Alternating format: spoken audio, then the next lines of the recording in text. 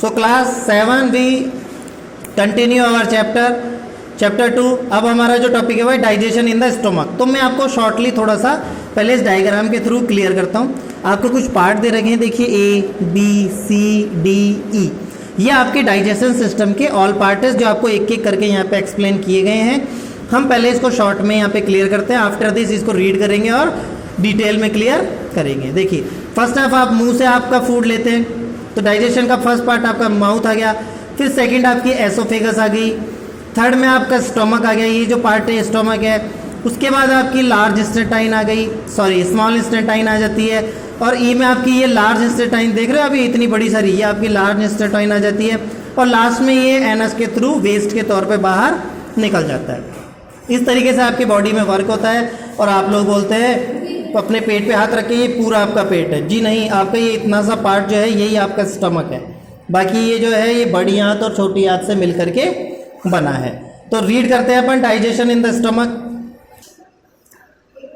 सो इसमें फर्स्ट आपको नहीं दे रखा है, फर्स्ट है हमारा माउथ। माउथ के बारे में मैं आपको कुछ बता देता हूँ। हमारे माउथ के अंदर ये लास्ट उसमें हमने पढ़ा भी था टंग वगैरह। तो आपके स्टोमक की स्टार्टिंग करते हैं। स्टोमक की शुरुआत होती है आपका एसोफेगस से, जिसे फूड पाइप बोला जाता है। इसको रीड करता हूँ मैं। The oesophagus is a muscular tube which run through the chest cavity and open into the stomach. Oesophagus आपका मस्कुलर ट्यूब होती है, एक नली जैसी होती है, जो कि आपके चेस्ट, गले के नीचे से, चेस्ट से लेकर के और स्टोमक तक जाती है। A wave of contraction and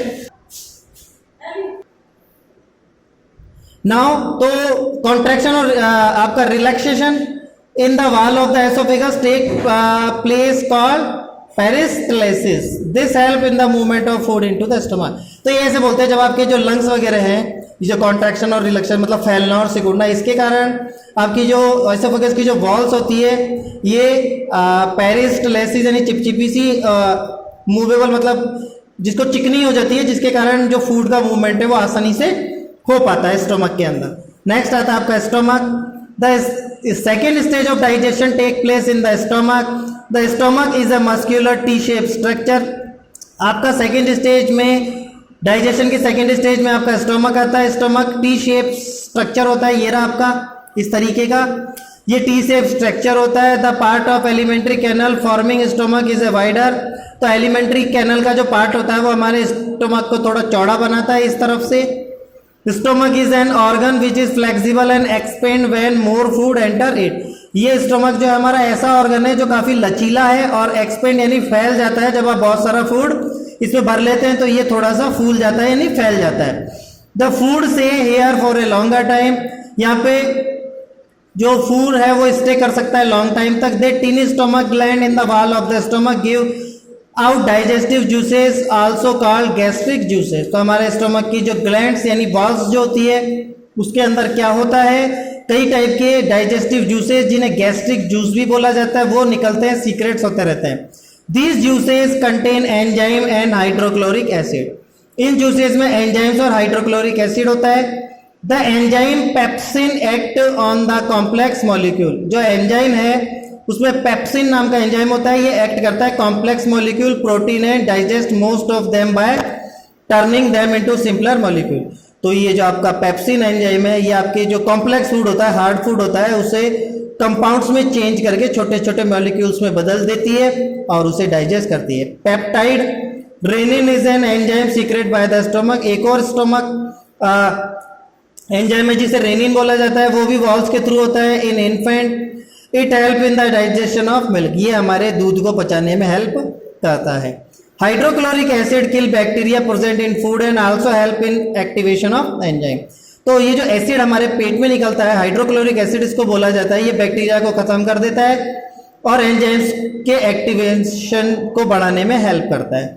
the gastric juices pour over the food and the food is thoroughly mixed by the action of muscular wall of the stomach which contract and relax slowly and rapidly. तो हमारा पेट की जो walls होती है ये भी contract और expand होती रहती है, जिसके कारण फूड जो है वो हमारे स्टोमक में चला जाता है, उसमें गैस्ट्रिक जूस मिल जाते हैं और उसके बाद वो डाइजेस्ट होना स्टार्ट होता है। The food gate completely crust in the stomach and get converted into semi fluid called chyme.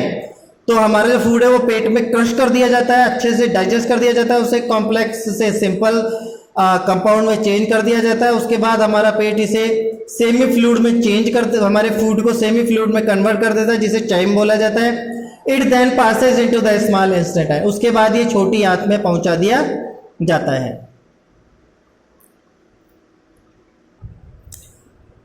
Next आता है आपका डाइजेशन इन स्मॉल इंटेस्टाइन।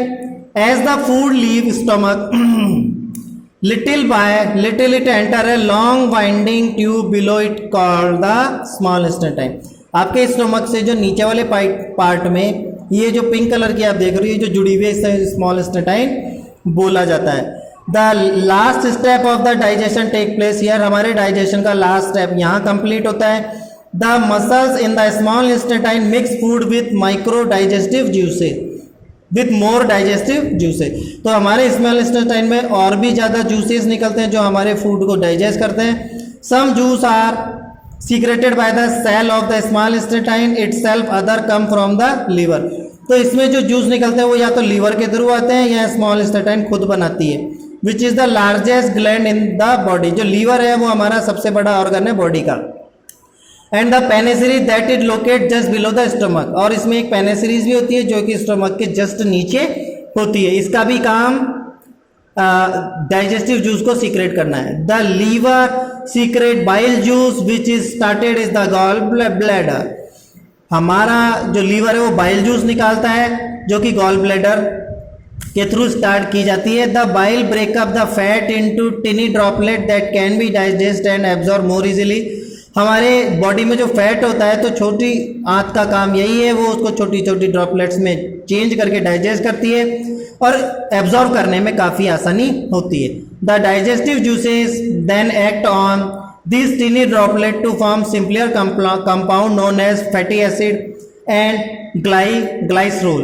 तो ये हमारी छोटे आंत के द्वारा जो ये डाइजेशन का काम होता है, इसमें जनरली जो कंपाउंड चेंज किया जाता है या कन्वर्ट किया जाता है वो फैटी एसिड या ग्लाइसरोल किया जाता है। The pancreas secrete the pancreatic juices and change starch into simple sugar. तो आपकी पेनिसिरीज है वो पेनेक्रिएटिक जूस सीक्रेट करती है जो आपकी स्टार्च को सिंपल शुगर में चेंज करता है और प्रोटीन को simple compound called amino acid में चेंज करके उसे डाइजेस्ट करने में हेल्प करता है। Absorption in the small intestine. अब स्मॉल इंटेस्टाइन क्या क्या एब्जॉर्ब करती है?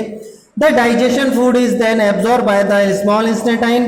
एब्जॉर्प्शन ऑफ फूड ऑकर, तो हमारा डाइजेस्टिव फूड स्मॉल इंटेस्टाइन के थ्रू एब्जॉर्ब किया जाता है। Absorption of food occur through thousand of small finger like projection in the inner wall of the small intestine. हमारे स्मॉल इंटेस्टाइन में रेशे रेशे जैसे बहुत छोटे छोटे छोटे फिंगर जैसे प्रोजेक्शंस होते हैं, थ्रेड लाइक होते हैं, बहुत सारे होते हैं। ये काम एब्जॉर्प्शन का काम इनके थ्रू किया जाता है।